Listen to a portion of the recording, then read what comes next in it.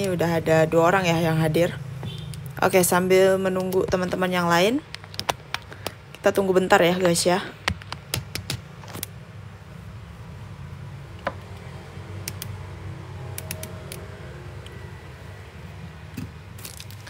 Oke, boleh di di share ya linknya ke teman-teman kalian, entah itu di Telegram atau di WhatsApp, boleh ya teman-teman ya.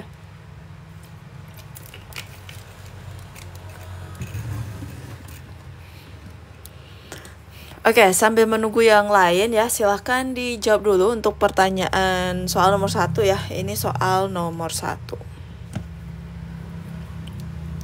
Boleh di tap-tap layarnya teman-teman.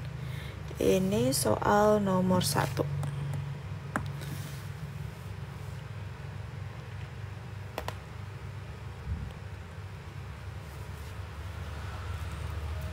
Oke, ini kira-kira masih semangat nggak nih persiapan P3K-nya teman-teman?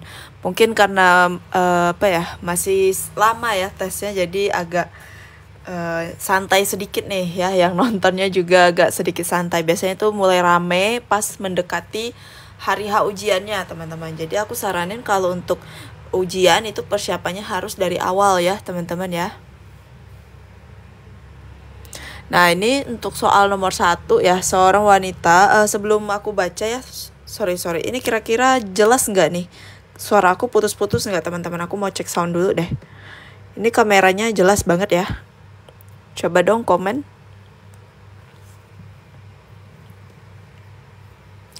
Jelas kak, oke siap, aman ya, suaranya juga aman. Nah, ini soal nomor 1 ya, seorang wanita usia 24 tahun melahirkan anak yang kedua 6 hari yang lalu. Datang ke PMB mengeluh pusing sudah 2 hari yang lalu. Jahitan perineum terasa nyeri. Kemudian hasil pemeriksaan TTV dalam batas normal. Terlihat bekas jahitan perineum merah. Apakah asuhan yang tepat ya pada kasus tersebut teman-teman? Nah, kepalanya pusing nih ya. Kepalanya pusing, kemudian terasa nyeri juga ya. Nah, kira-kira asuhan yang tepat ya pada kasus ini itu apa? Oke, rata-rata jawabannya adalah yang E ya. Yang E itu berikan parastamol 3 kali 1 atau 3 kali 500 mg.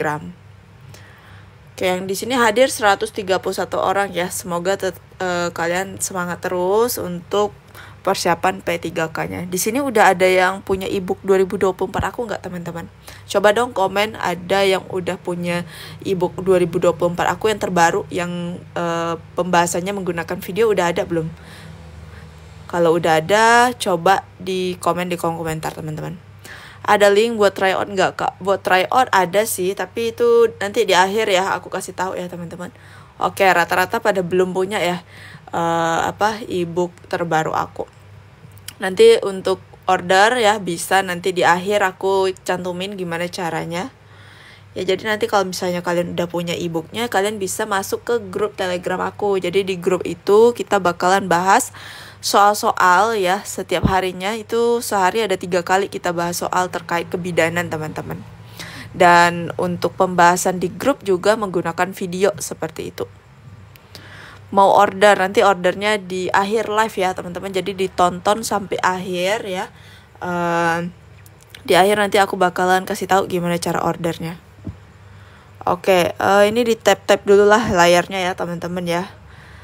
Oke, kita lanjut aja ya ke soal nomor 1.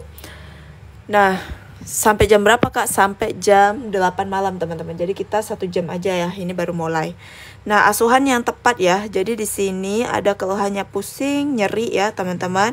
Nah, bidan di sini boleh memberikan terapi farmakologi, teman-teman, yaitu dengan pemberian paracetamol 3 kali 1 atau 3 kali 500 mg untuk menghilangkan pusing dan juga nyeri pada pasiennya, teman-teman ya. Jadi untuk soal nomor 1 itu jawabannya adalah yang E, seperti itu. Ini ada tadi keluhannya itu ada pusing ya, jadi boleh memberikan paracetamol teman-teman. Oke, kita lanjut ke soal nomor 2.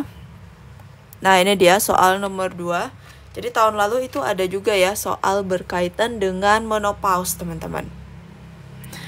Ya ampun, udah belajar lagi aja. Hahaha. Semangat ya terus kakak.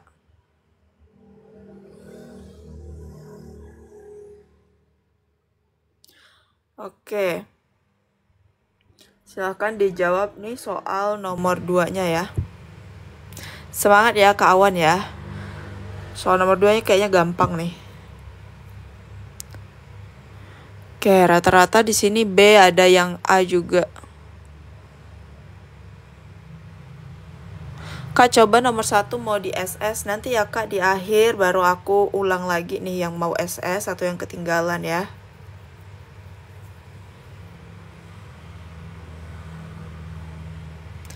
Nah, ini adalah Nyonya M, usia 40 tahun, mempunyai 2 orang anak, datang ke praktek bidan D, dalam 1 tahun terakhir mengalami menstruasi tidak teratur, sering mengalami panas di muka, kemerahan, demam. Hasil anamnesa, Nyonya M mengalami menstruasi pertama pada usia 9 tahun. Sesuai dengan data di atas, kemungkinan Nyonya M itu mengalami, teman-teman. Oke. Di sini dia tidak mengalami ya. 1 tahun terakhir ini ya, haidnya itu tidak teratur teman-teman.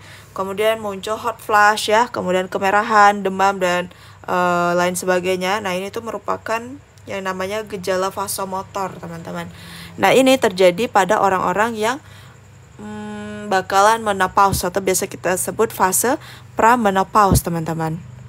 Seperti itu. Jadi untuk soal nomor 2 ya, jawabannya adalah yang B. Oke, kita next ke soal nomor 3 ya. Nah, jadi untuk menopause ya, dikatakan menopause apabila selama 1 tahun itu dia full tidak ada haid, baru dikatakan menopause. Tapi kalau dalam 1 tahun masih ada haid, tapi haidnya itu tidak teratur ya, itu kita katakan fase pramenopause teman-teman. Nah, ini dilanjut. Berapa soal Kak? Ada 10 kakakku. Nah, ini soal nomor 3 ya. Ini masih lanjutan ke soal yang nomor 2 tadi. Tanda gejala yang mendukung diagnosis Nyonya M adalah, jadi diagnosis Nyonya M itu adalah pramenopause teman-teman ya, pramenopause. Nah, ya tanda gejalanya apa? Coba dilihat.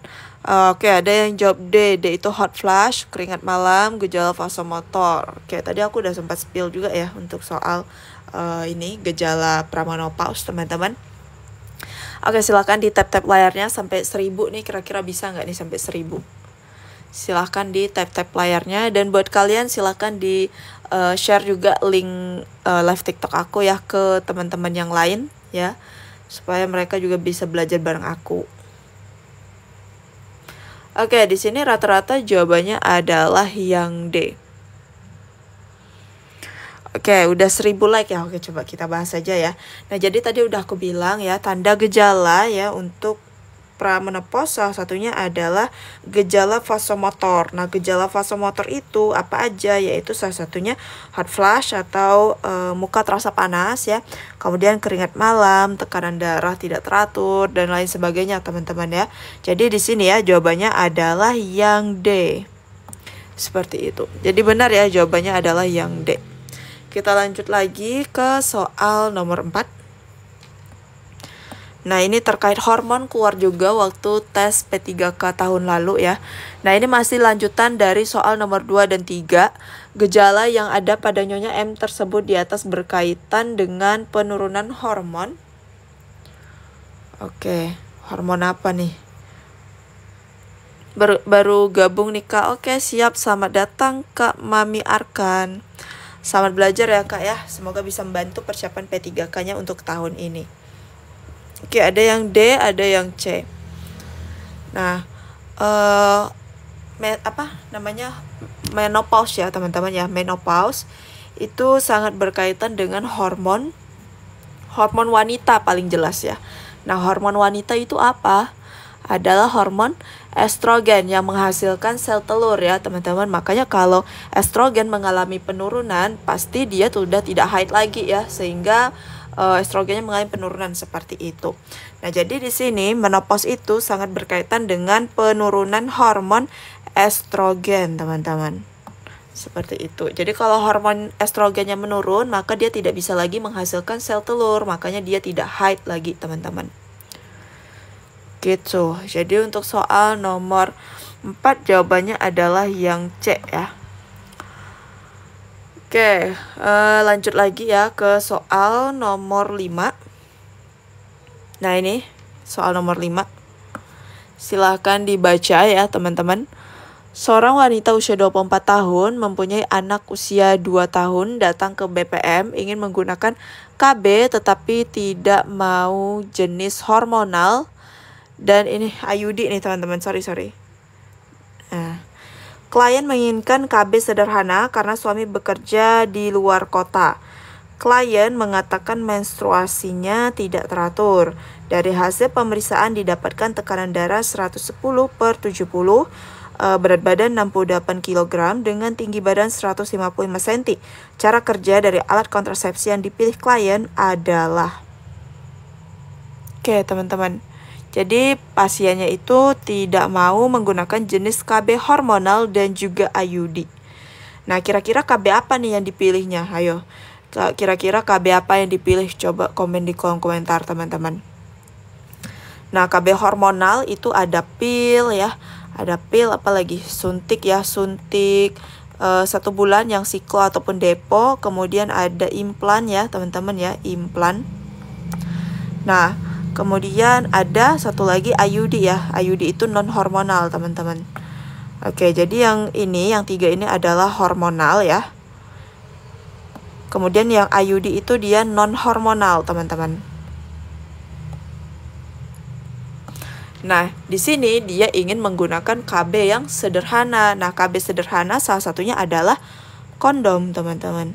Nah, bagaimanakah cara kerja kondom ya sesuai dengan dipilih oleh klien ini? Kita lihat, yang A mencegah ovulasi, B mengentalkan lendir serviks, C memperlambat sperma masuk tuba, D mencegah ovum dan sperma bertemu, E mencegah terjadinya konsepsi. Oke, jadi cara kerja dari kondom itu adalah yang D, teman-teman. Mencegah ovum dan sperma bertemu ya. Jadi dengan kondom itu ovum dan sperma tidak bisa bertemu, teman-teman. Nah, kondom itu salah satu KB sederhana ya. Jadi KB sederhana juga banyak. Salah satunya adalah kondom, teman-teman. Seperti itu. Nah, jadi untuk soal nomor 5 ya, jawabannya adalah yang D. Alhamdulillah bisa bergabung lagi. Selamat bergabung ya Kak Nadine ya. Kak Nadine kalau nggak salah tahun lalu pernah ikut live aku juga nih. Oke, kita lanjut lagi ya ke soal selanjutnya, soal nomor 6. Nah, ini dia soal nomor 6 teman-teman ya. Silahkan dibaca. Kira-kira berapa soal Kak? Ada 10 soal teman-teman. Nanti di SS ya Kak. Oke, siap Kak Ais. Di akhir ya aku bakalan ulang lagi untuk kalian yang mau screenshot juga boleh. Nah, ini seorang wanita usia 24 tahun ya datang ke BPM P2A0. Klien mengatakan melahirkan anak keduanya 40 hari yang lalu. Usia anak pertamanya 1 tahun 5 bulan. Pada 40 hari yang lalu belum pernah menggunakan alat kontrasepsi dan masih memberikan ASI saja pada bayinya. Hasil pemeriksaan terdapat tekanan darah 11/80, berat badan 58, tinggi badan 160, nadi 80 kali per menit, suhu 37, respirasi 20. Apakah kontrasepsi yang tepat untuk perempuan tersebut? Oke, jadi di sini baru melahirkan 40 hari yang lalu ya, dan dia masih ASI teman-teman. Nah, jadi KB hormonal itu ya bisa mengganggu produksi ASI teman-teman. Nah, makanya kalau ibu-ibu menyusui ya, kalau ingin menggunakan pil, maka dia pakai pil progestin teman-teman, sehingga tidak mengganggu produksi ASI-nya. Nah, jadi di sini dia bilang pil aja nih, biasanya pil kombinasi ya teman-teman ya. Nah, kemudian IUD. IUD ini non hormonal. Jadi untuk ibu-ibu yang sedang ASI ya, itu disarankan untuk menggunakan KB yang non hormonal teman-teman. Jadi di sini KB yang non hormonal itu adalah yang B dan E ya teman-teman ya. Tapi kalau yang E itu adalah KB sederhana seperti itu. Nah, jadi di sini ya sangat disarankan ya, apalagi dia sudah G2, itu adalah KB IUD teman-teman ya. Karena kalau kondom itu ya efektivitasnya itu memang baik, tapi biasanya sangat jarang disarankan ya, lebih ke IUD kalau misalnya dia tidak ada penyakit area panggul ataupun penyakit lainnya teman-teman, seperti itu. Jadi untuk soal nomor 6 ya, jawabannya adalah yang B. Untuk pil, suntik, dan implan itu sangat tidak disarankan karena dia mengandung hormon, bisa mengganggu produksi ASI teman-teman. Oke, kita lanjut ya ke soal nomor 7. Nah, ini dia soal nomor 7, silahkan dibaca dulu teman-teman. Kak Queen Nancy, saya sering belajar di sini. Alhamdulillah saya udah lulus, Kak. Iya, Kak Queen Nancy nih yang pernah juga nih live bareng aku ya, teman-teman ya, bergabung ke live-nya aku. Kak Queen Nancy berarti sekarang udah lulus ya, Kak ya. Selamat ya, Kak Queen Nancy, Kak Queen ya, Kak Queen. Selamat, congrats, seneng banget dengarnya ya, Kak Queen ya, sukses selalu pokoknya. Kak, live-nya jam berapa aja? Untuk live jam berapa aja itu menyesuaikan dengan jadwal dinas aku. Jadi karena tadi aku dinas jaga pagi, maka live-nya jam 7 malam. Untuk besok aku jaga malam, berarti live-nya jam 7 malam teman-teman. Ya, jam 7 sampai jam 8 malam. Ya Kak, alhamdulillah ikut juga TO Kak. Sukses selalu ya Kak Queen ya. Kak Queen ini penempatan di mana ya Kak Queen? Kak Queen udah berapa kali ikut tes P3K buat Kak Queen? Oke, ini ada jawaban B, ada jawaban E ya. Kita lihat dulu nih. Di Sumsel Kak. Oke, berapa kali Kak udah ikut tes P3K nih? Seorang wanita usia 26 tahun ya datang ke BPM untuk melahirkan, usia hamil cukup bulan. Pukul 8 pagi dilakukan pemeriksaan dalam dengan pembukaan serviks 3 cm, his 2 kali dalam 10 menit, lama 35 detik. 4 jam berikutnya pembukaan serviks tetap 3 cm, dan setelah itu 4 jam berikutnya pembukaan serviks 5 cm. Apakah keputusan klinis yang tepat pada kasus di atas? Oke, silakan di tap-tap layarnya dulu nih, kira-kira bisa nggak sampai 4.000-an ya. Oke, boleh di tap-tap dulu. Kak, live-nya baru hari ini ya, kok nggak dapat notif? Live-nya itu mulai semalam kakak. Ini live hari kedua. Kak Queen, mana tadi Kak Queen nih? 2 kali ya Kak Queen ikut tes ya. Pertama belum lulus, yang kedua ini alhamdulillah lulus. Terima kasih Kak bimbingannya, sama-sama Kak Queen, seneng banget dengarnya ya. Skornya berapa kemarin Kak? Mana tahu Kak Queen mau berbagi tips ke teman-teman yang lagi berjuang untuk tahun ini ya, boleh dibagi tipsnya di sini. Kak, 1 dan 4 nanti diulang ya, soalnya terlambat ikuti live-nya. Siap Kakak. Nonton sampai akhir ya Kak ya, nanti di akhir baru aku kasih tahu aku ulangin lagi untuk screenshot. Sama-sama KRTF ya, sukses selalu ya buat KRTF ya. Teman-teman yang udah lulus boleh saling berbagi di sini tips and triknya gimana cara lulus ya, dan melawan pesaing-pesaing lainnya. Tes tahun ini kapan Kak? Untuk tes tahun ini sih infonya ya, pembukaan itu sekitar bulan 5 atau bulan 6 teman-teman. Tapi kalau berkaca dari tahun lalu, itu mulai ujiannya sekitar bulan 10 sampai bulan 12 teman-teman. Jadi lumayan lama sih. Jadi masih panjang nih sebenarnya persiapan kalian. Makanya persiapan harus dari sekarang teman-teman, biar bisa ngalahin pesaing-pesaing kalian yang ya pastinya pesaing kalian juga mempersiapkan dengan sebaik-baik mungkin ya. Pasti sedini mungkin bersiapnya. Jadi ya kalian harus sedini mungkin juga untuk menyiapkan persiapan lulus P3K teman-teman.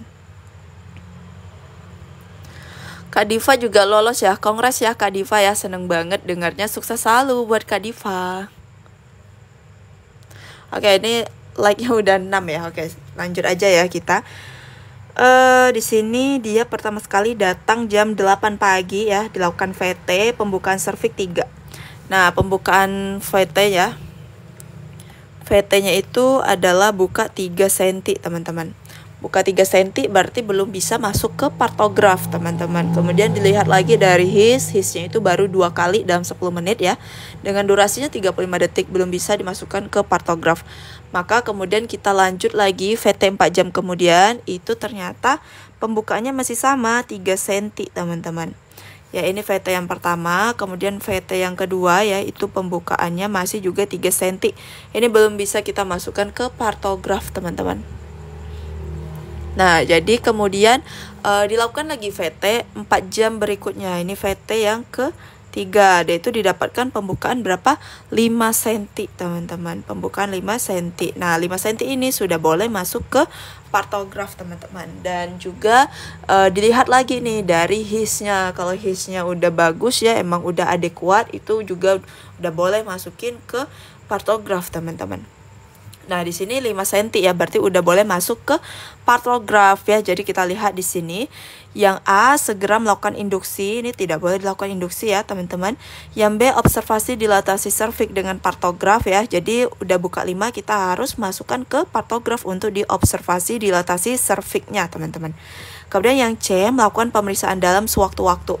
Nah, untuk pemeriksaan dalam itu nggak boleh seenaknya aja ya, teman-teman ya, harus tiap 4 jam sekali. Karena apa? Bisa menyebabkan infeksi seperti itu dan tidak nyaman pada pasien.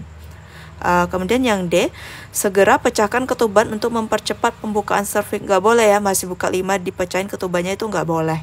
Kemudian yang E, segera merujuk apabila dilatasi serviks di kanan garis waspada partograf. Nah, jadi sebelum merujuk ya, pastinya kita harus observasi dulu dong, kayak gitu.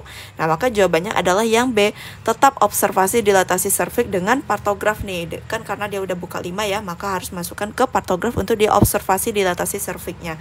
Nah, kalau misalnya ternyata dilatasi serviksnya ke kanan itu melewati garis waspada atau garis bertindak, itu maka harus dilakukan rujukan. Tapi di sini harus kita observasi dulu, kayak gitu. Nah, jadi jawabannya adalah yang B, teman-teman. Gitu ya. Oke, tadi kayaknya aku masih lihat ada yang masih jawab E ya. Ada yang B, ada yang E, ada yang D, ada yang ya kayaknya ada yang B, ada yang E juga tadi tuh. Jadi nggak apa-apa ya yang salah, teman-teman, nggak apa-apa, masih belajar juga. Jadi semangat terus lah pokoknya ya, dipelajari lagi soal-soalnya. Nggak apa-apa salah karena kan masih belajar. Nanti kalau ujian nggak boleh salah lagi, kayak gitu. Oke, kita lanjut ke soal nomor 8. Cara pesan bukunya gimana, Kak? Nanti di akhir aku spill caranya, teman-teman. Jadi untuk ini silahkan dikerjakan ya, soal nomor 8 dijawab dulu. Jangan lupa di tap-tap layarnya. Aku tunggu sampai 8.000 like, teman-teman. Nah, jadi aku mau cerita dikit nih. Ya, jadi ebook aku itu ya 2 tahun terakhir ebook aku tuh suka disalahgunain gitu loh sama orang-orang. Kadang suka di-share gitu. Bahkan ada yang jual di Shopee, teman-teman tuh. Kayak yang kecewa banget lah gitu ya. Jadi untuk sekarang sih sistemnya jadi aku rubah. Jadi lebih ke link, teman-teman. Jadi sebelumnya itu bentuk emang ada filenya langsung ya. Jadi ini bentuk link, tidak bisa di-download dan juga tidak bisa di-print, teman-teman. Dan untuk pembahasannya juga menggunakan video kayak gitu. Nah, untuk masuk linknya itu kadang ada beberapa yang punya masalah nih, yaitu tidak bisa muncul link ebooknya. Nah, jadi untuk linknya ya, kalau yang udah beli yang susah login ya, itu aku harapin untuk di copy linknya, kemudian dibuka di Chrome, teman-teman ya. Jadi jangan di browser ya. Buat HP yang Android ya, teman-teman, yang Android itu biasa kan kita klik linknya itu kan langsung muncul pilihan Google Chrome atau browser. Nah, kadang ada yang langsung klik browser, teman-teman. Nah, untuk browser itu nggak bisa ya, tapi dia menggunakan menggunakan Chrome, teman-teman, seperti itu. Nah, kalau misalnya HP kayak kalian iPhone itu bisa menggunakan Safari, teman-teman ya. Bisa langsung bisa dibuka dengan Safari. Seperti itu.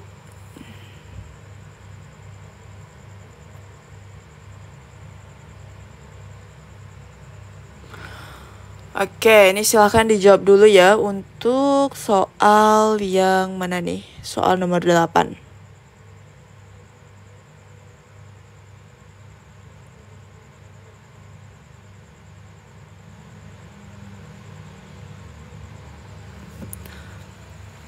Nah, aku tunggu like-nya sampai 8.000 ya. Thanks, Kak, aku lolos P3K 2023 dulu. Belajarnya sering-sering ikut live TikTok Kakak dengan skor 509. Wah, lumayan tinggi ya, Kak. Kak apa nih bacanya? Kakak inilah pokoknya ya, congrats ya, Kak ya. Semoga sukses selalu. Aku seneng banget loh dengar teman-teman yang udah lulus ini. Jadi kalian yang muncul di sini bisa juga saling berbagi tips and trick ya untuk teman-teman yang lagi persiapan. Oke, Jawabannya apa? Solusio plasenta.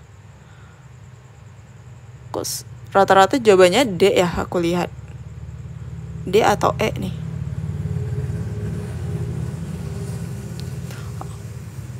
Oke, apa bedanya ruptur uteri dan ruptur uteri iminen? Jadi, yang namanya iminen itu sama ya, kayak abortus iminens ya, teman-teman ya.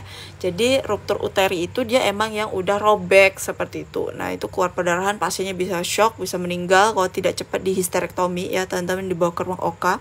Nah, tapi kalau ruptur uteri iminen ya, itu dia belum ruptur, tapi udah ada tanda-tandanya, yaitu uterusnya itu semakin menipis ya teman-teman ya. SBR-nya mulai kelihatan tuh setinggi pusat ya teman-teman, mulai ada lingkaran bandel ya teman-teman ya, namanya iminen. Jadi ruptur uteri iminen dia tuh belum robek tapi tanda-tanda gejala akan robek seperti itu. Tapi kalau untuk ruptur uteri dia udah robek teman-teman. Nah, untuk soal nomor 8 ya. Nyonya A usia 24 tahun, G1P0A0 ya. Ini sorry ini ada klien kesalahan mengetik teman-teman. G1P0A0 hamil 39 minggu ya. Datang ke bidan mengeluh kencang-kencang, perut terasa nyeri yang sangat hebat, keluar keringat dingin dan gelisah. Setelah dilakukan pemeriksaan oleh bidan, didapatkan hasil perut teraba keras, denyut nadi dan pernafasan meningkat, serta teraba lekukan melintang pada segmen bawah rahim setinggi pusat. Kontraksi uterus terus-menerus dan sangat kuat. Diagnosis sesuai kasus di atas adalah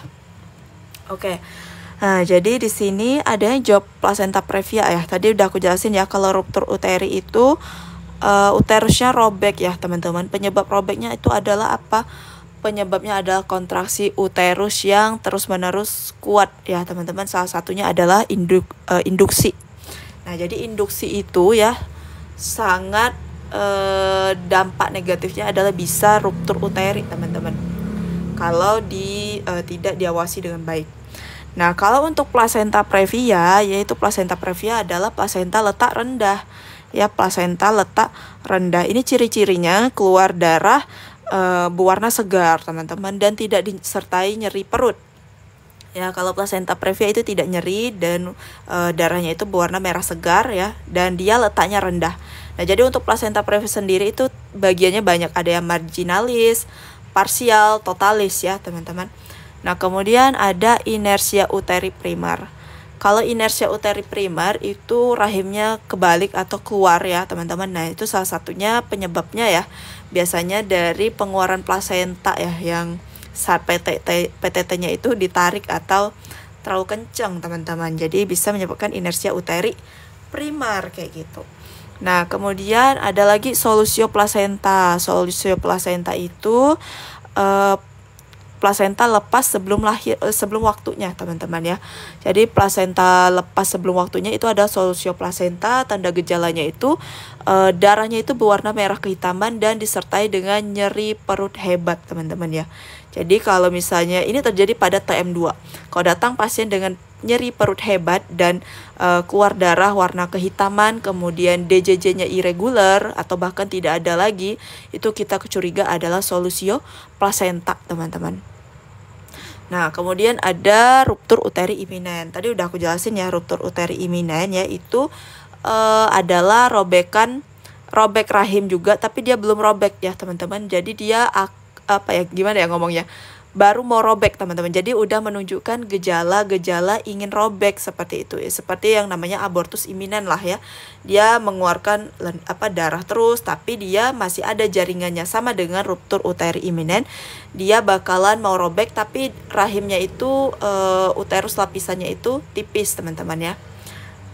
Mulai menunjukkan tanda-tanda akan ruptur seperti itu, ancaman robek rahim ya, itu bahasanya teman-teman. Nah, jadi di sini jawabannya adalah yang E ya. Nah, di sini didapatkan bahwa teraba lekukan melintang pada SBR atau segmen bawah rahim setinggi pusat teman-teman. Kemudian nih dari gambaran pasiennya, keluhannya kencang-kencang, perutnya terasa nyeri ya. Kemudian keluar keringat dingin dan gelisah. Nah, ini tuh mulai tanda-tanda shock teman-teman. Oke, gambarannya tuh seperti ini kalau untuk seperti ini teman-teman ya. Kayak gitu, teraba lekukannya teman-teman. Setinggi pusat ya. Nah, oke kayak gitu. Nah, jadi ini kalau lambat penanganannya pasiennya bisa shock ya, bisa meninggal teman-teman. Nah, jadi di sini jawabannya adalah yang E untuk soal nomor 8. Kita lanjut lagi ke soal nomor 9. Nah, ini silahkan dibaca untuk soal nomor 9, teman-teman. Silahkan di tap-tap lagi layarnya, aku tunggu sampai 12.000 like. Oke, ini Nyonya M ya, usia 40 tahun, mempunyai 2 anak, datang ke praktik bidan D. Dalam 1 tahun terakhir ini mengalami menstruasi tidak teratur, sering mengalami panas di muka, kemerahan, demam. Hasil anamnesa Nyonya M mengalami menstruasi pertama pada usia 9 tahun. Faktor yang mempercepat terjadinya masalah pada Nyonya M adalah, ini silahkan dibaca teman-teman. Silahkan dijawab, sorry. Kakak buka bimbel tidak? Untuk bimbel itu ada di Nip Warrior ya teman-teman. Jadi untuk Nip Warrior sendiri itu masih proses persiapan bimbelnya ya. Kalau dari aku sih cuman ebook aja kayak gitu. Ebook dan juga try out.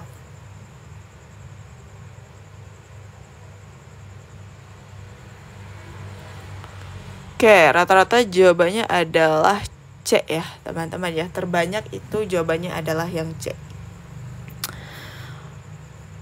Oke teman-teman, nah di sini salah satu faktor faktor mempercepat terjadinya menopause ya, ini tadi tuh pramenopause ya.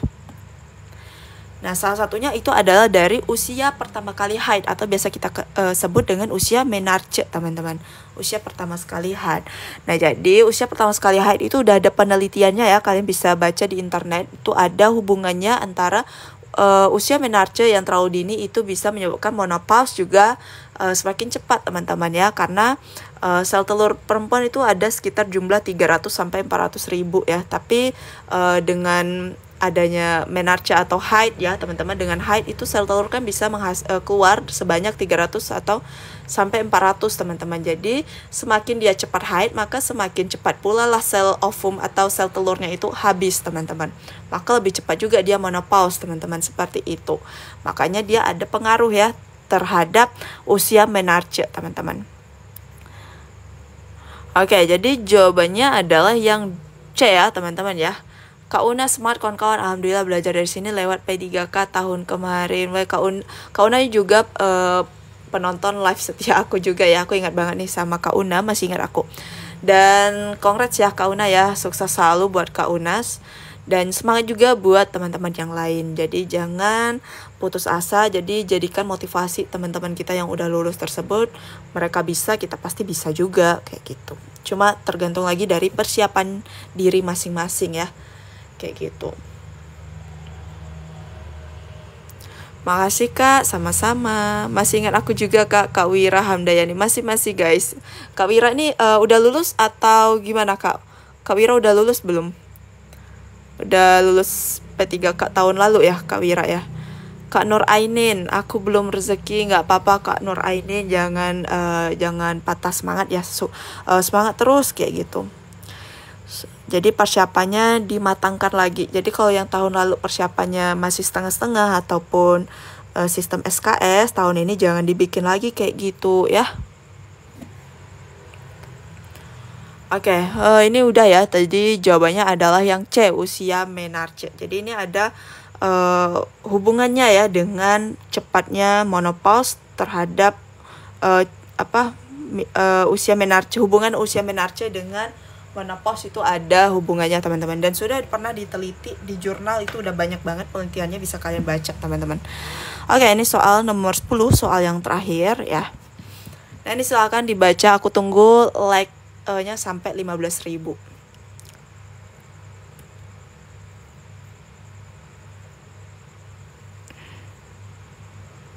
Oke, Kak Nadia, saya masih ingat nggak Kak? Saya juga banyak belajar di sini, puji Tuhan lulus tahun kemarin. Makasih Kak, sama-sama Kak Nadia, sukses terus ya buat Kak Nadia ya.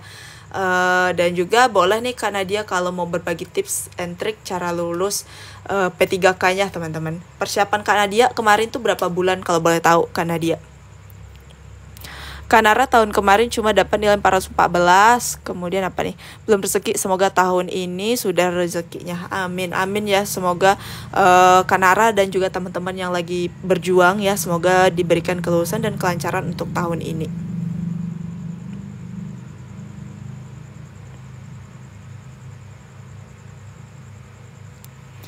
Ya, pokoknya kongres lah buat teman-teman semua yang udah lulus ya.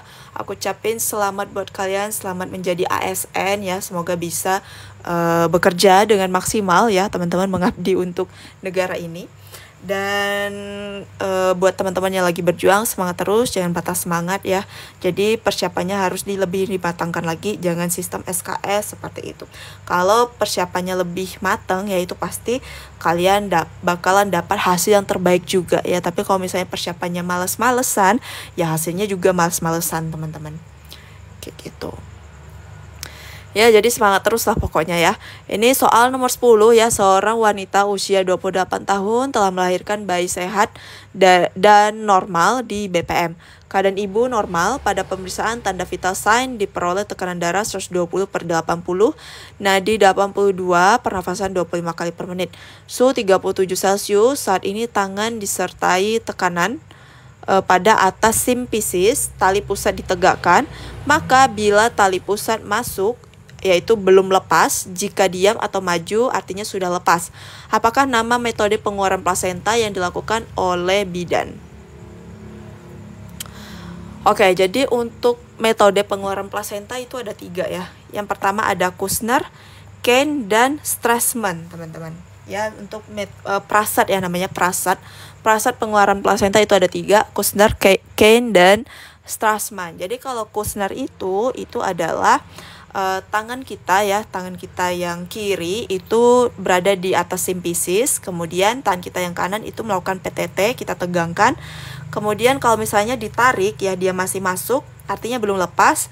Kalau pas kita tekan simpisisnya dia diam, tali pusatnya itu atau nggak maju ya teman-teman, itu artinya dia sudah lepas. Nah, itu adalah Kushner ya, itu prasat Kushner. Nah, kalau prasat Kane ya teman-teman ya, prasat Kane itu dia, ini aku lupa nih antar kebalik nih, Strassman atau Kane ya. Jadi kalau untuk Kane teman-teman,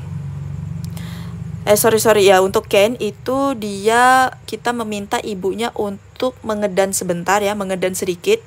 Nah, kalau misalnya tali pusatnya itu masih panjang ya, sama kurang lebih seperti si Kushner ini masih masuk ya, artinya dia belum lepas. Tapi kalau saat pasien tersebut kita minta bantu edankan dan dia diam aja ya, maka plasentanya sudah lepas teman-teman. Itu adalah prasat Strassman. Tapi kalau untuk Kane ya, itu dia dengan tadi yang Kane ya, tadi yang Kane. Nah, kalau untuk yang Strassman itu tangan kita yang satu di perut ibu, di fundus ya, kita ketuk. Nah, yang tangan kanan itu diketuk sambil yang tangan kiri PTT. Kalau masih terasa getarannya teman-teman, itu artinya belum lepas. Tapi kalau nggak terasa getaran pas diketuk itu fundusnya, itu artinya sudah lepas teman-teman. Itu bisa kalian baca di internet ya, ada. Jadi untuk soal nomor 10 ya, itu jawabannya adalah yang A teman-teman, yaitu prasat Kushner. Nah, biasanya kalau aku sih nolong persalinan itu menggunakan prasat Kushner teman-teman saat mengeluarkan plasenta seperti itu. Kalau yang lain gimana nih, menggunakan prasat apa saat mengeluarkan plasenta?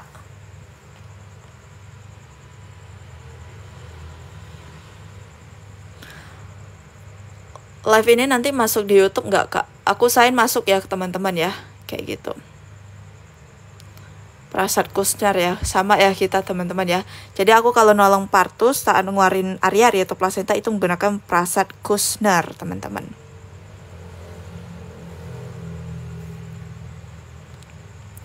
Oke, jadi untuk soal nomor 10 itu jawabannya adalah yang A ya.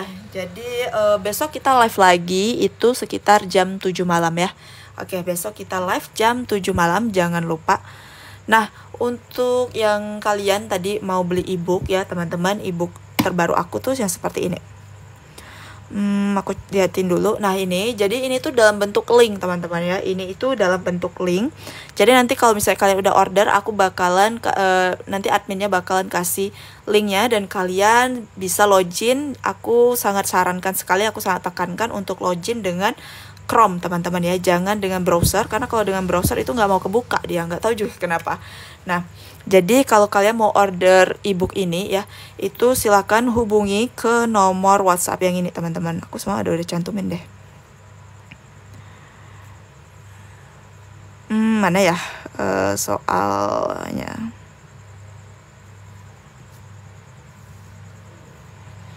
Untuk order itu, sini bentar-bentar ya, aku catat dulu nomor WhatsAppnya, aku lupa teman-teman, sorry.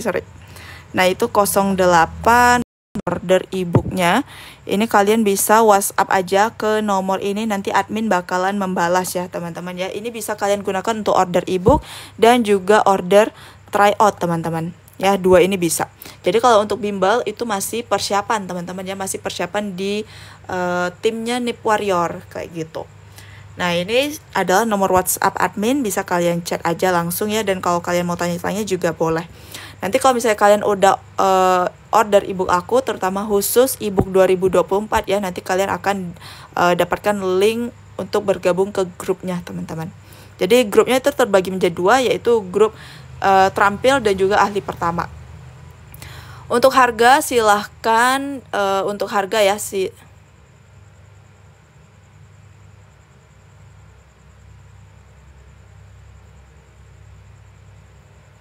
Oke, jadi live untuk harga silahkan di WA aja ke nomor ini teman-teman. Oke, tadi screenshot ya soal nomor 1 sampai 10 ya teman-teman ya. Bentar nih, aku screenshot, aku ulang dulu. Nah ini untuk soal nomor 1 silahkan di screenshot.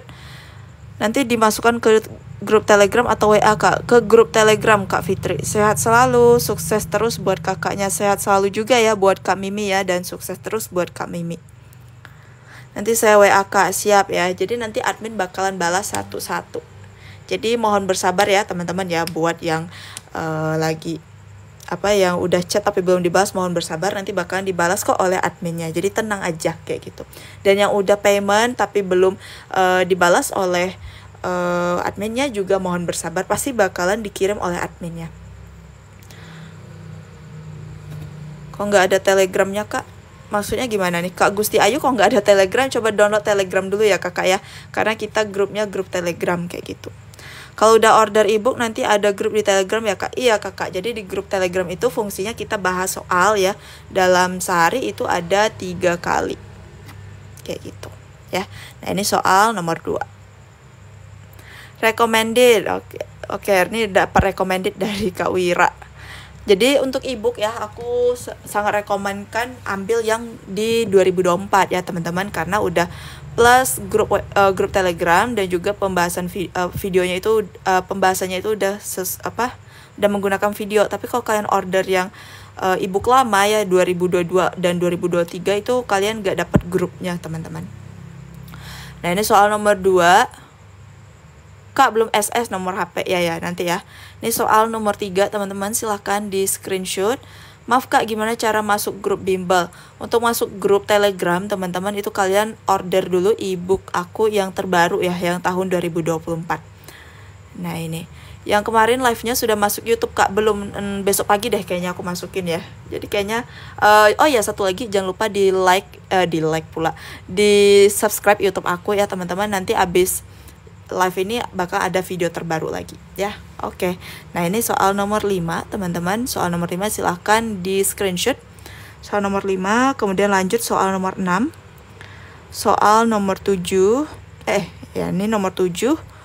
Nomor 8. Nama YouTube apa Kak? Nama YouTube aku adalah Aulia Sakinah Putri teman-teman. Itu ada di profile aku. Jadi kalian tinggal klik aja YouTube-nya ya teman-teman.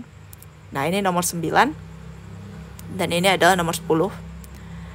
Nah ini adalah nomor WhatsApp-nya. Jadi nama YouTube aku itu adalah Aulia Sakinah Putri teman-teman. Itu kalian searching aja di YouTube pasti keluar ya. Jadi bentar lagi nih bakalan ada video baru. Jadi silahkan di subscribe dan dinyalakan lonceng notifikasinya ya, supaya kalian gak ketinggalan video terbaru dari aku. Oke teman-teman, kayaknya hari ini segini aja dulu ya. Semoga bisa membantu lah persiapan P3K kalian untuk tahun ini.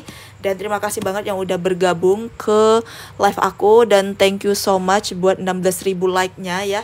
Dan tadi sempat 250 ya penontonnya. Terima kasih teman-teman. Dan apalagi ya, sukses terus buat kalian ya, dan semoga dimudahkan saat menjawab ujiannya teman-teman. Order ebook dulu baru ada di grup Telegram. Iya kakak, jadi order dulu, payment dulu, kemudian setelah payment baru kita masuk ke grup Telegramnya. Oke, sekian dari aku, terima kasih banget. Terkurang terlebih aku mohon maaf. See you next video, bye bye.